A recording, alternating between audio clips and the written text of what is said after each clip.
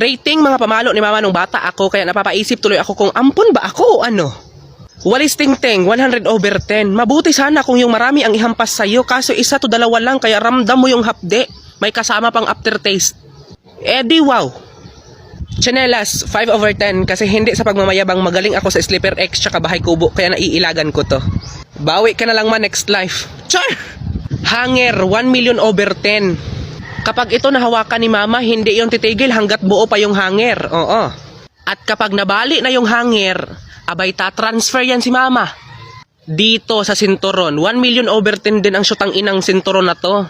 Kaya nung bata ako, kapag nagagalit si mama, nagdadasal ako na wag hanger yung mahawakan kasi connected yan sa sinturon. Oo.